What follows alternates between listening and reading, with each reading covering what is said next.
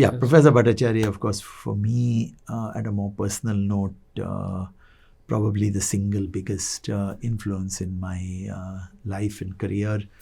I remember applying to Stanford, and at the time that I applied, Stanford had never admitted a PhD student directly from India. So if you were admitted from India, certainly you would go to a master's program, and then based on how well you did in the master's program, you would apply to Stanford, and then you would get admitted.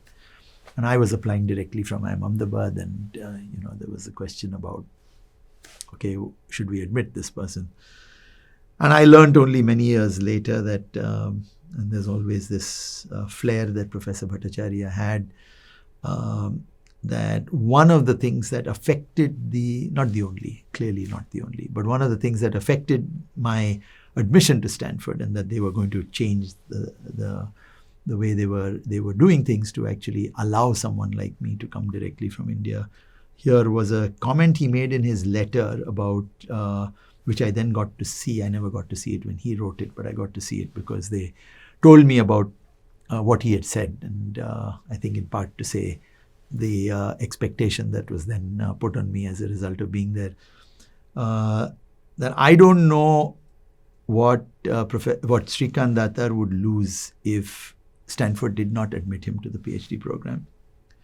But I do know that whatever he would lose, Stanford Business School would lose more by not admitting him than what he would lose.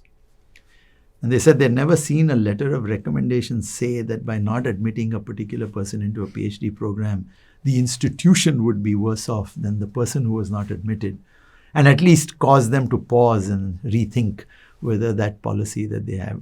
I don't know how much that played a role. They certainly shared that with me afterwards. It was obviously a fantastic letter that he wrote.